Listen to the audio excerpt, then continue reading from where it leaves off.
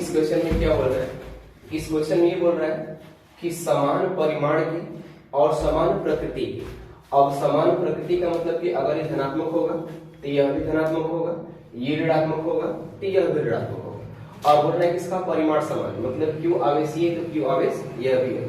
तो बोल रहा है कि इनको मिलाने वाली रेखा के मध्य बिंदु पर एक कोई तीसरा आवेश, अब तीसरा आवेश का मतलब उसको कुछ भी मान लीजिए, या फिर क्यू नॉट मान लीजिए, या फिर कैपिटल क्यू मान लीजिए।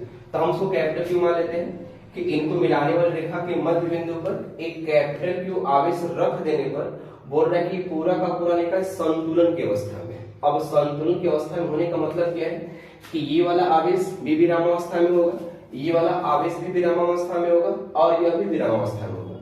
तो उस केस में इसका परिमाण क्या होगा वो हमको बता दीजिए, ये सवाल में पूछ रहा है। और इन दोनों आवेशों के बीच में हमने क्या मान रखा है, ए मान रखा है।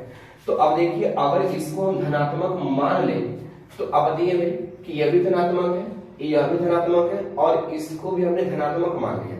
तो अब ये वाला तो इस पे मैंने प्रतिकर्षात्मक बल लगाएगा, क्योंकि धन और धन में कैसा बल लगता है, प्रतिकर्षात्मक। तो ये वाला आवेश इसको क्या करेगा, तो प्रतिकर्षित करेगा, मींस ढकेलेगा, इधर धक्का देगा। और जिस बल से मान ढकेलेगा, प्रतिकर्षित करेगा, उस बल को क्या मान लेते हैं, तो F मान लेते हैं। अब देखिए इसको भी हमने धनात्मक आवेश मान रखा है, तो यह भी क्या करेगा, तो प्रतिकर्षित ही करेगा। तो अब इसके द्वारा भी इस पर इस दिशा में बल लगेगा। तो क्या कभी भी ये आवेश संतुलन की अवस्था में हो सकता है, नहीं। अब संतुलन की अवस्था में कब होगा, तो जब एक बल उधर लगे और एक बल इधर लगे, तब ये आवेश किस अवस्था में होगा, संतुलन की अवस्था में होगा। तो इसलिए स्पष्ट हुआ कि ये जो माने कैपिटल क्यू आवेश है ये धनात्मक आवेश नहीं हो सकता। अब ये कैसा मान लेते हैं, ऋणात्मक। अगर इसको हम ऋणात्मक मान लेंगे तो अब देखिए इसके वजह से इस पर जो बल लगेगा उसकी दिशा किधर होगी, तो इस दिशा में होगी, प्रतिकर्षित करेगा। अब ये ऋणात्मक में क्या करेगा, उसको आकर्षित करेगा। तो अब देखिए इस क्यू आवेश पर एक बल इस दिशा में लगेगा तो दूसरा बल इस दिशा में लगेगा। तो अब इसमें ऐसी संभावना बन सकती है कि अब ये संतुलन की अवस्था में हो सकता है। अब वैसे देखिए ये धनात्मक आवेश है, यह भी धनात्मक आवेश है। तो अगर ये वाला आवेश इसको प्रतिकर्षित कर रहा है तो बदले में ये वाला भी क्या करेगा, प्रतिकर्षित करेगा। तो जिस बल से प्रतिकर्षित करेगा उस बल को हम क्या कहेंगे, वैद्युत बल कहेंगे। और उसको हम लोग क्या लिखेंगे भाई, तो अगर इसके द्वारा लगाया गया बल Fe है तो ये भी क्या लिखेंगे, इसको Fe लिखेंगे। अब Fe से अच्छा है कि इसको हम लोग F1 लिख लेते हैं। तो अगर ये वाला F1 हो तो भी क्या होगा भाई, F1 ही होगा। तो अब देखिए ये वाला आवेश इसको आकर्षित कर रहा है, तो इसके द्वारा जो बल लग रहा है इसको हम क्या मान लेते हैं, F2 मान लेते हैं। तो अब देखिए ये वाला आवेश इसको भी आकर्षित करेगा। अगर ये पूरी की पूरी दूरी a है तो आधी दूरी क्या बन जाएगी, तो आधी दूरी a/2 और यहाँ से भी आधी दूरी a/2। मतलब इसके मध्य बिंदु से इस आवेश की दूरी क्या है, a/2। इसके मध्य बिंदु से मतलब इस बिंदु से इस आवेश की दूरी क्या होगी, a/2। और इसका परिमाण क्यों, इसका परिमाण भी क्यों है। तो अगर ये आवेश इसको F2 बल से आकर्षित कर रहा है तो इसको भी क्या करेगा, तो F2 बल से आकर्षित करेगा। तो इसके द्वारा जो इस पर बल लगेगा इसकी दिशा किधर होगी, तो इसी की ओर होगी। और इसका मान क्या होगा भाई, तो F2 होगा। अब देखिए अब इसकी वजह से इस पर बल लग रहा है और इसकी वजह से भी इस पर बल लग रहा है। तो इसकी वजह से प्रतिकर्षात्मक और इसकी वजह से आकर्षणात्मक। तो अब इनकी संभावना बन सकती है कि संतुलन की अवस्था में हो सकता है। अब यही इसकी बात कि बोल रहा है कि यह भी संतुलन की अवस्था में है।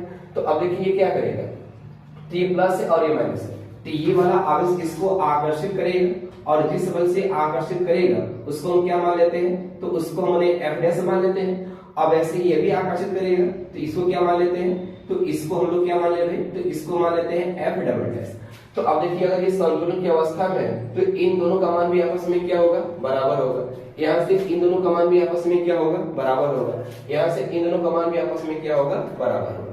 तो हमसे पूछ रहा है कि इसकी प्रकृति और इसका परिमाण बताइए। तो इसकी प्रकृति क्या होगी, ऋणात्मक। अब इसका परिमाण क्या होगा, तो इसका परिमाण निकालने के लिए हम क्या करेंगे, तो किनारे वाले आवेश को पकड़ लेंगे, या तो इसको पकड़िए या तो इसको पकड़ लीजिए और इस पर जो बल लग रहा है उसको कुलाब के नियमानुसार लिख दीजिए। तो अब ये संतुलन की अवस्था में होगा तो लिखेंगे F1 बराबर क्या लिख देंगे, F2। अब देखिए F1 किस आवेश की वजह से लग रहा है, तो इस आवेश की वजह से लग रहा है। और जब इस आवेश की वजह से इस पर बल लग रहा है तो इन दोनों आवेशों के बीच की दूरी क्या है, a है। तो कूलाम के नियमानुसार इसके लिए क्या लिखेंगे, तो 1/4 पाई एप्सिलॉन नॉट और ये Q1 × Q2। तो Q1 का मतलब Q और Q2 का मतलब क्या हो गया, ये भी Q है, क्योंकि हम इन दोनों के बीच का मान लिख रहे हैं। और बटे में क्या करेंगे, इनके बीच की दूरी का स्क्वायर, मतलब a का क्या कर देंगे, स्क्वायर। इक्वल टू, अब देखिए F2 का मान लिखेंगे, तो अब सोचिए कि F2 किस आवेश की वजह से लग रहा है, तो इसकी वजह से लग रहा है, तो लिखेंगे 1/4 पाई एप्सिलॉन नॉट। अब Q1 का मतलब ये स्मॉल q और Q2 का मतलब क्या लिखेंगे भाई, कैपिटल Q, और बटे में इनके बीच की दूरी का स्क्वायर क्या है, a/2 है, तो बटे में करेंगे a/2 का होल स्क्वायर। अब देखिए इसमें कुछ कट रहा है, तो 1/4 पाई एप्सिलॉन नॉट से 1/4 पाई एप्सिलॉन कट जाएगा, यहाँ से aq से aq कट जाएगा, ये आप इसमें खोल लेते हैं, ये बन जाएगा q और बटे में a स्क्वायर इक्वल टू यहाँ से कैपिटल Q और बटे में देखिए a स्क्वायर बन जाएगा और बटे में 2 है, तो इसका स्क्वायर करेंगे तो 4 मिल जाएगा, अब वो 4 चला जाएगा भाई ऊपर, तो यहाँ से इसलिए भी कट गया। अब इसका मान निकालें तो क्या मिल जाएगा, मिल जाएगा स्मॉल q/4। तो ये देखिए इसका परिमाण है और इसकी प्रकृति कैसी होगी, ऋणात्मक, तो जब इसकी प्रकृति ऋणात्मक होगी तो यहाँ पे क्या लगा देंगे, माइनस, मतलब कैपिटल Q का मान क्या मिल जाएगा भाई, तो -q/4 मिलेगा। ये इसका सही आंसर।